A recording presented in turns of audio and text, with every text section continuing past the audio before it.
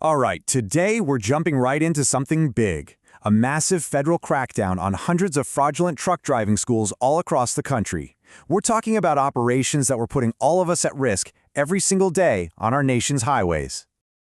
Here's a thought that's probably never crossed your mind. You're driving down the highway and this massive semi-truck barrels past you. You just assume, right, that the person behind the wheel is a pro, that they've had tons of training. But what if?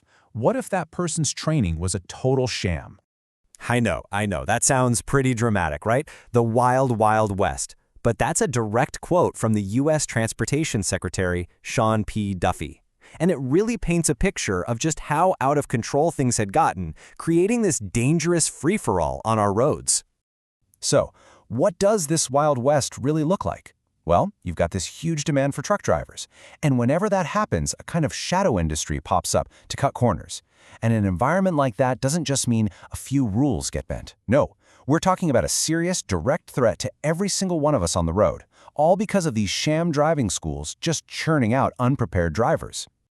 And believe it or not, the villain in this story actually has a name, the CDL Mill. And look, this isn't just some school that's not very good. We're talking about a completely fraudulent operation, one that's designed to take your money while totally ignoring federal safety standards and giving drivers training that is dangerously bad. Okay, so what were these places actually doing that made them so dangerous? Let's get into the specifics. Let's break down the anatomy of one of these sham schools. Well, investigators started seeing the same problems over and over again. First off, you had unqualified teachers. I mean, think about it. People teaching others to drive a massive truck who weren't even properly licensed themselves. They were also using the wrong vehicles for training. They were signing off on incomplete assessments, pretty much just rubber stamping students through. And a whole lot of them were just flat out ignoring their own state's regulations. But here's the part that is, honestly, it's just terrifying. This wasn't just about hauling cargo, no. Some of these unqualified instructors were teaching people how to drive school buses. Yeah, let that sink in for a second. So, faced with this really alarming reality, the Federal Motor Carrier Safety Administration knew they couldn't just send out a memo. They had to act, and they acted big, launching this incredible, nationwide sting operation to shut these places down for good. And man, did they move fast. The whole thing kicked off on one specific day, February 18th, 2026. That's when the FMCSA unleashed this massive, perfectly coordinated crackdown that hit every corner of the country at once. And to pull this off, you can't just send a few people.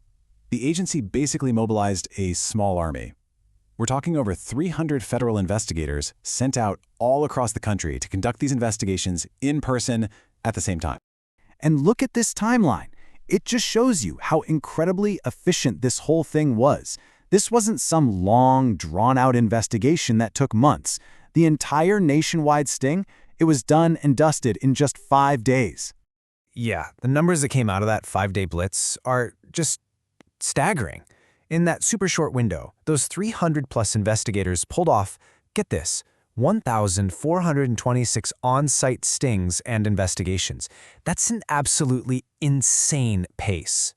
And the guy in charge, FMCSA Administrator Derek D. Bars, he basically drew a line in the sand. He made it crystal clear. If a school is using the wrong trucks or their teachers aren't qualified, they have absolutely no business training anyone. Period. End of story. Okay, so a huge 5-day operation. What did it all add up to? Let's look at the results and see how this actually made our roads safer. All right, let's break down the immediate fallout. First, they issued 448 notices telling these non-compliant schools they were going to be removed from the registry. Then, another 109 schools, they just packed it in and shut down voluntarily, probably because they heard the feds were coming. On top of that, another 97 are still being investigated.